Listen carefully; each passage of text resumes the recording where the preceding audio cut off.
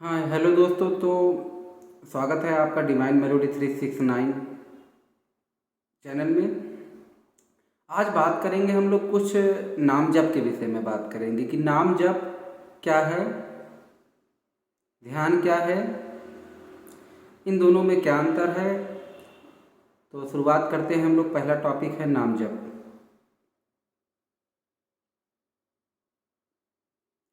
नाम जप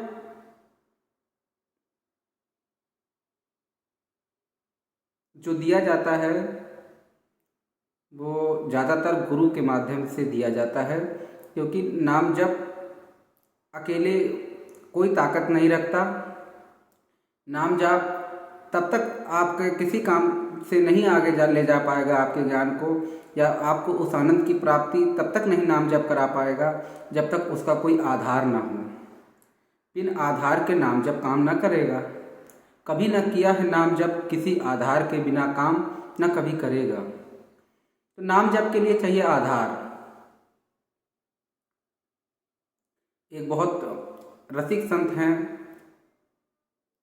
संत श्री प्रेमानंद जी महाराज, जो नाम जप के एक सफल उदाहरण हैं, जिन्होंने नाम जप को एक सफल स्तर तक पहुंचाया और नाम जप की जो अलौकिक क्षमता है, नाम जप का जो अलौकिक सौंदर्य है, उन्होंने उसको दिखाया। तो नाम जप जो है, जो होता है वो किसी आधार पर ही नाम जप लिया जाता है। जैसे आपने बोला राधा, राधा, तो अब राधा जो नाम है उसका आधार कौन है? उसका वो आधार है जिसकी वो कृपा हो। आधार वही होता है जिससे कृपा मिलती है, वही आधार होता है। आधार कब बनता है? जब आपको कृपा मिलती है, तो उसी कृपा से आधार बनता है। तो अब राधा नाम के पीछे आधार है, एक आधार है जिससे वो राधा नाम आया है। बिन आधार के नाम ना आएगा। तो नाम है तो आधार होगा, तभी नाम सफल होगा। जब आधार के बिना नाम सफल नहीं हो सकता। तो अब आधार उसके पीछे मिला, तो अब आगे चलते हैं। तो अब पहले आधार चाहिए, वो चाहे गुरु के रूप में हो या चाहे किसी भी रूप में हो। आधार कोई भी हो, चाहे गुरु हो या प्रकृति हो, हर वो चीज़ आधार हो सकती है जिसके बाद कोई और आधार न बनाना हो। एक अंतिम लकीर ही आधार है। अगर आपने पीपल के वृक्ष को कह दिया भगवान हैं और आपने पीपल के वृक्ष से हृदय से जुड़ गए, तो पीपल का वृक्ष आपका गुरु हो, वो गुरु बन जाएगा। फिर वो आपको बोलने लगेगा, आपसे पूर्व आपसे वो बातें करने लगेगा, वो आपको वो चीज़ों को संकेत देने लगेगा जो आप किसी भी चीज़ों से चाहते हैं। पहले ही बता चुके हैं कि सभी चीज़ों में ऊर्जा है, फिर उससे वो ऊर्जा बहने लगेगी।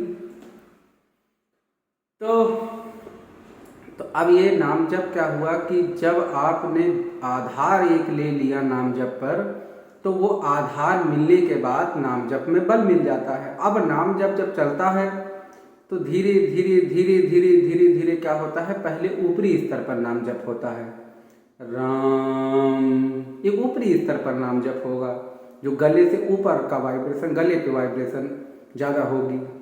फिर जैसे जैसे नाम जप गूढ़ होता जाता है, जैसे जैसे नाम जप सूक्ष्म होता जाता है, वैसे वैसे उसकी आवृत्ति भी बदलती जाती है। फिर आनंद की बात यहाँ आने लगती है कि पहले नाम जप में आनंद ना मिला, फिर धीरे धीरे थोड़ा थोड़ा आनंद मिला, फिर एक ही नाम सफिशिएंट हो जाएगा। ऐसा समय आ जाता है बड़े बड़े सिद्धों का कि एक बार नाम सुन ले तो भावुक हो जाएंगे। एक ही बार में वो काम हो गया जो कई बारों में ना हुआ। तो इसका मतलब क्या है कि उन्होंने नाम जप को सूक्ष्म स्तर पर कंपन करा लिया है, कंपन हो गया है। अब वो नाम जप भीतर उनके जाकर के ऐसी जगह पर कंपन हुआ है कि जहाँ से कंपन मिलने के बाद उनके अंदर आनंद की लहर बहने लगे। तो अब क्या हुआ कि जब नाम जप का आपका स्तर ऊंचा है तो मन जो है थोड़ा सा कम भागता है। जब थोड़ा सा स्तर और नीचे होगा तो मन अपनी चीज़ों को और निकालेगा।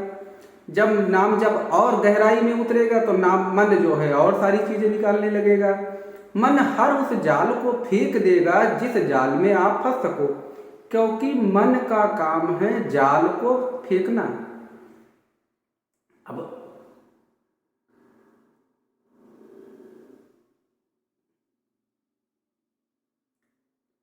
तो जब मन जाल को फेंकता है तो व्यक्ति जो है उस जाल को ये मानने लगता है कि इसी जाल में अंदर जाने के बाद दूसरा फिर कोई जाल न मिलेगा।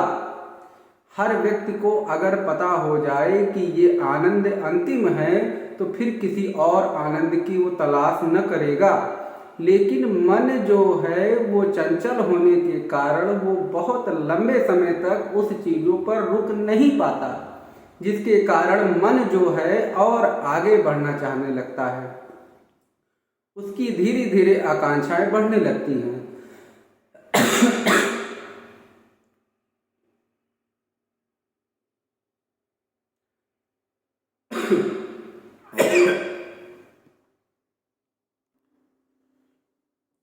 तो मन की इच्छाएं बढ़ने लगती हैं धीरे धीरे। अब जब मन की इच्छाएं बढ़ने लगती हैं तो मन में नाम जप जो आधार है आपका वो बहुत मजबूत है। आधार पहले ही बता चुका है कि दूसरा आधार नहीं है।